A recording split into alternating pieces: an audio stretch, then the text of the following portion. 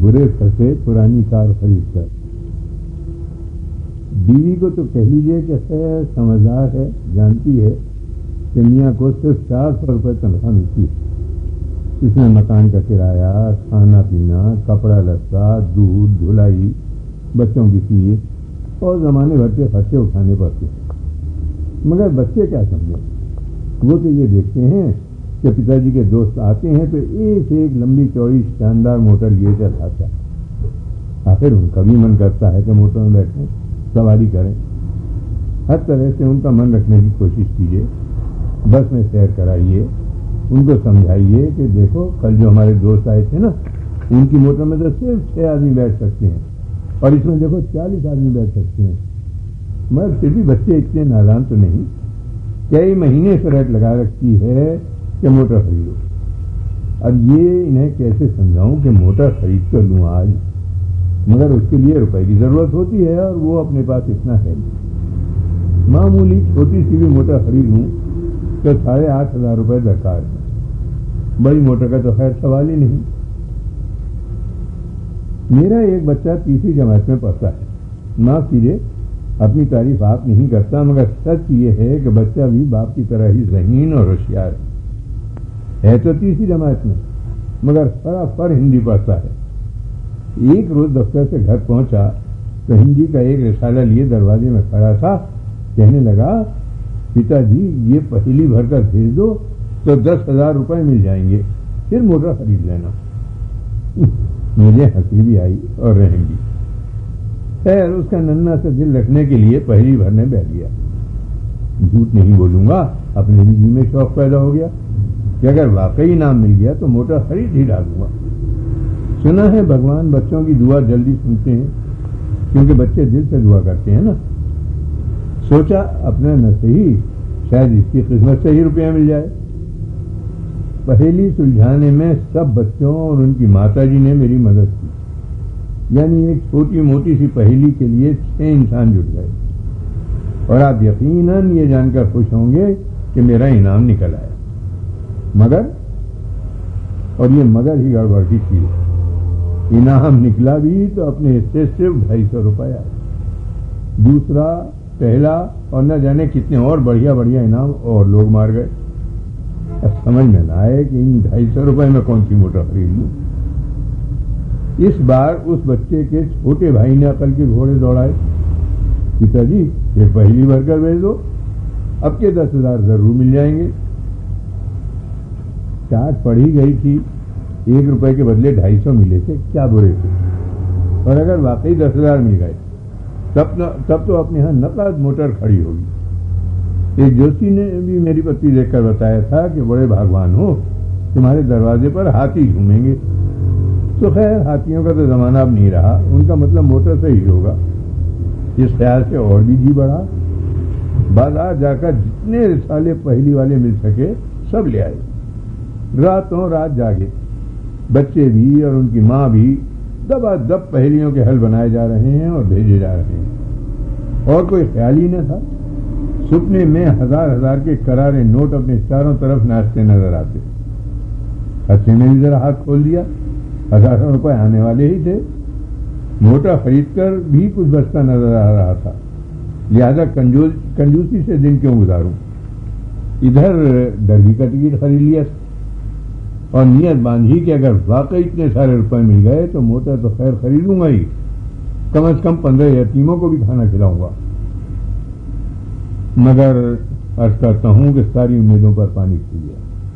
پہلے تو 250 مل بھی گئے تھے، اس کے بعد تو ان میں سے بھی 50-60 خرچ ہو گئے، ملا بھیلا بھی نہیں، اور موٹر کا شوق ہوا میں اڑتا نظر آنے لگا.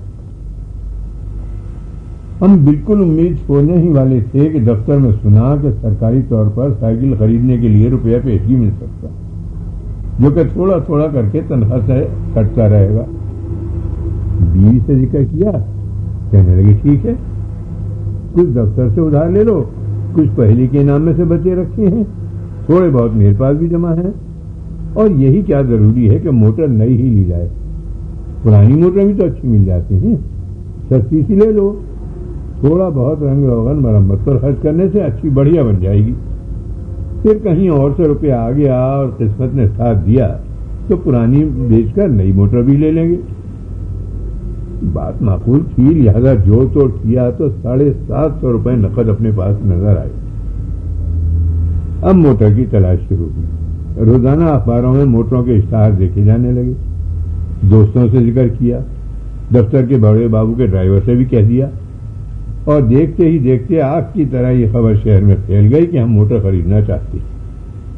ابھی موٹر کے دلال چکر لگانے لگے، مگر ایک سے ایک بڑھ کر دام مانگتا. تعریف اتنی کہ بس نئی موٹر نہ لیجیے، نئی جیسی ہی دلوا دوں گا. مگر قیمت کا کیا کرتا؟ جس سے 750 کا ذکر کیا وہ پلٹ کر ہی نہ آیا. مگر عرض ہے کہ بھگوان سب کی سنتا ہے. ایک صاحب تشریف لائے، کہنے لگے آپ کے لیے بہت عمدہ موٹر لائے ہیں، باہر کھڑی ہے، دیکھ لیجیے. میں نے کہا بھائی پہلے قیمت طے کر لو تو دیکھوں گی، ورنہ کیا فائدہ. اصرار کرنے لگا کہ دام بھی طے ہو جائیں گے، دیکھ تو لیجیے. باہر آئے. بچوں کا جھنڈ تو نہیں، یہ تو درختوں کا ہوا کرتا ہے. بچوں کا جھرمٹ، ہاں بچوں کا قافلہ ساتھ. بیوی جان مسکراتی برانڈے میں ہی ستون کے سہارے کھڑی رہی. باہر آئے. کہاں ہے بھائی موٹر؟ دروازے سے لگی ایک اونچی سی مشین سی کھڑی تھی. کہنے لگے یہ کیا ہے؟ دیکھا، واقعی موٹر تھی. 4 دروازے، ایک گہرا چمکیلا رنگ. اندر بیٹھ کر دیکھا، گدے سخت تو بہت تھے مگر پھٹے ہوئے نہ تھے. اب دلال صاحب نے تعریفیں شروع کی. اجی اب تو یہ چیزیں آتی ہی نہیں، لوہا لاٹ سمجھیے اسے. ایک ایک پرزا ایسا ہے کہ 50 سال تو خراب ہو نہیں سکتا. گدیاں بالکل نئی ہیں، بس سمجھ لیجئے کہ سونا ہے سونا. ہم نے کہا کہ بھائی چلا کر دکھاؤ. بچے بھی شور مچانے لگے کہ ہم موٹر کی سیر کریں گے. لہذا ہم سب موٹر میں لگ گئے. دلال صاحب نے موٹر سٹارٹ کری. بس یہ سمجھیے کہ زلزلہ آ گیا. بہت شور مچا اور موٹر اس طرح ہلنے لگی جیسے بندر سردی کی بارش میں بھیگ کر کانپ رہا ہو. میں نے بڑا برا سا منہ بنا کر دلال کی طرف دیکھا. اس نے صرف دانت پھاڑ دیے اور موٹر چلا دی. صاحب واقعی چلنے لگی. مگر وہ تماشا تھا کہ سڑک پر چلنے والے دور دور تک کنارے پر ہو گئے. موٹر میں ہارن بھی لگا ہوا تھا مگر اسے بجانے کی ضرورت ہی نہ پڑی. ہم اکڑے بیٹھے رہے. بچے بھی بڑے خوش تھے اور ہی کیے جا رہے تھے. قصہ مختصر کرتا ہوں کہ کوئی میل 1.5 میل کا چکر لگا کر واپس لوٹے تو بچے پیچھے پڑ گئے کہ لے لو یہ موٹر. 650 میں سودا ہو گیا.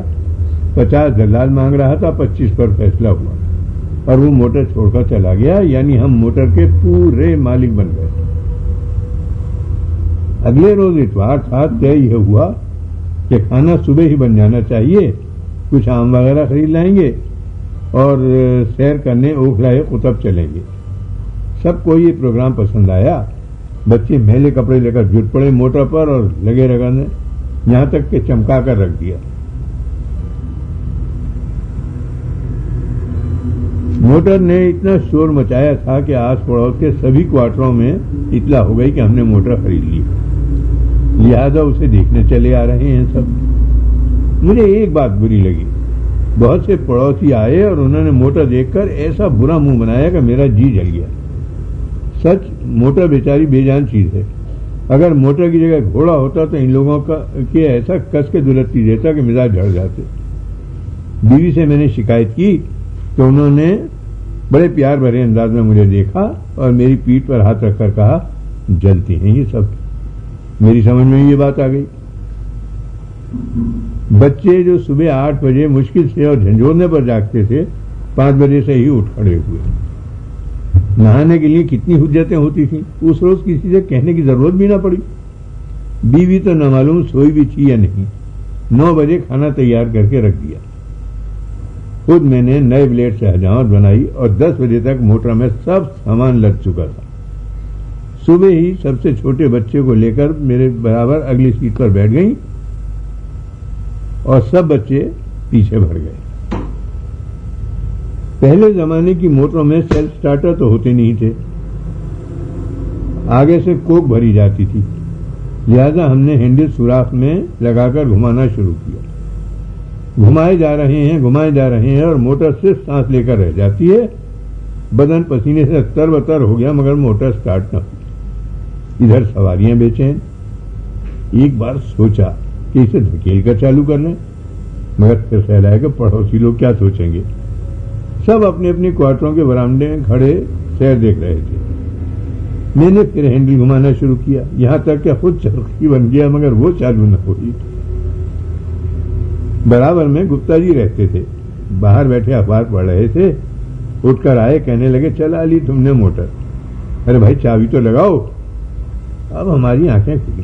کتنی سخت بیوقوفی کی بات کی مگر نبھا گئے.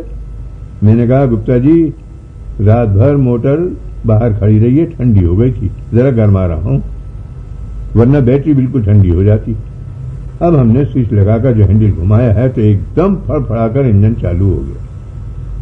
وہ شور مچا ہے اور وہ دھواں نکلا ہے کہ قیامت سی برپا ہو گئی. گپتا جی سے اگلے کوارٹر میں کھوسلہ صاحب نے بڑے خوبصورت کبوتر پال رکھے تھے. باہر بیٹھے انہیں باجرہ کھلا رہے تھے کہ انجن کی شور سے وہ سب اڑ گئے. ایک کتا بیچارہ پاس کھڑا تھا, کوں کوں کہتا ہے, دم ٹانگوں میں دبا کر جو بھاگا ہے تو پلٹ کر بھی نہ دے گا.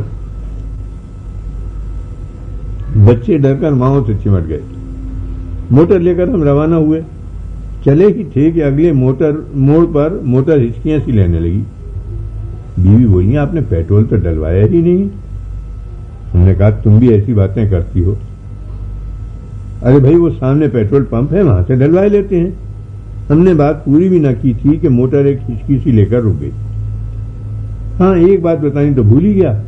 جس راستے سے ہماری موٹر آئی تھی اس کے دونوں طرف پٹری پر چلنے والے رک رک کر ایسے گھور رہے تھے جیسے انہوں نے کبھی موٹر دیکھی ہی نہ ہو. اب جو یہ رکی تو سمٹ کر سب پاس آ گئے اور ہنس رہے ہیں. مجھے برا تو بہت لگا مگر درگزر کر گیا.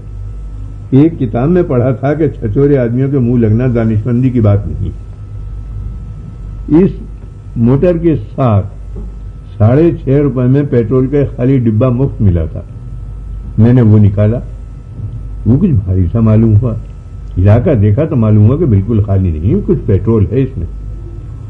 لہذا پیٹرول موٹر میں ڈالا اور ہینڈل جو لگایا ہے تو بڑے پھٹاکے کے ساتھ بالکل آگے جالی کے اوپر جو چھوٹا سا پیچدار ڈھکن لگا ہوتا ہے ہوا میں اچھلا اور اس کے ساتھ ہی بڑے زور سے فوارہ چھوٹا.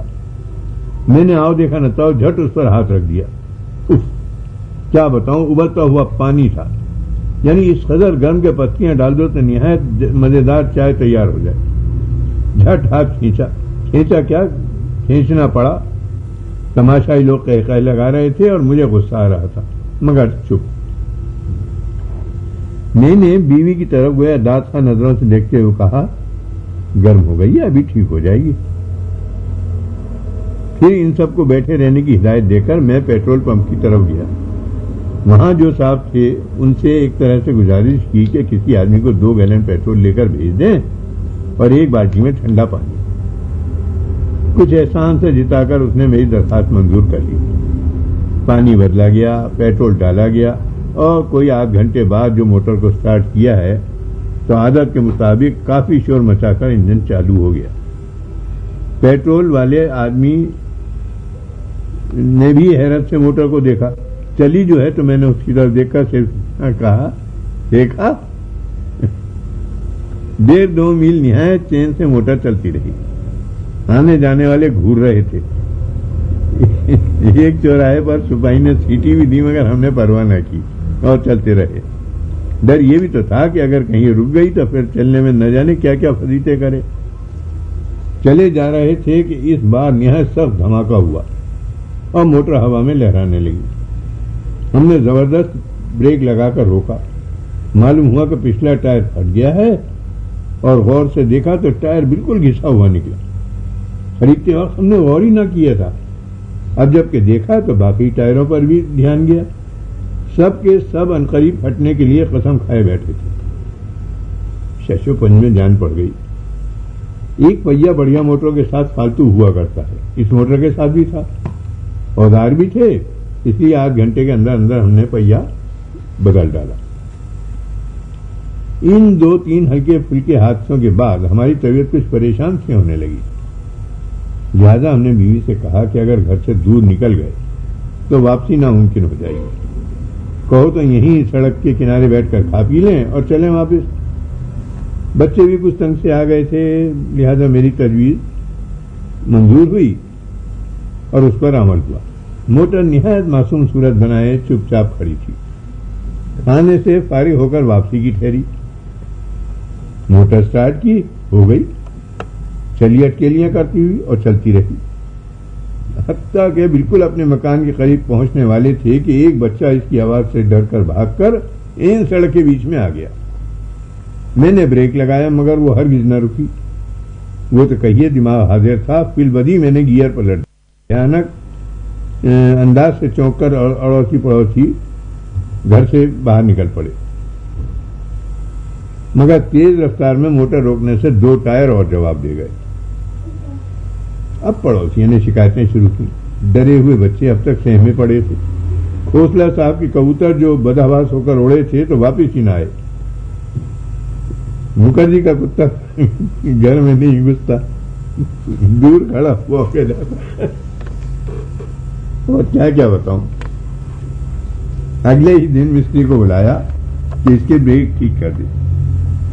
اس نے جو دیکھ بھال کی تو کہنے لگا کہ اس کا کیا ٹھیک ہوا، ہر پوزے کو ہی تقریباً اس نے ناکارہ بتا کر 1,500 روپے مرمت کا تخمینہ دے دیا اور بیٹری کی قیمت الگ۔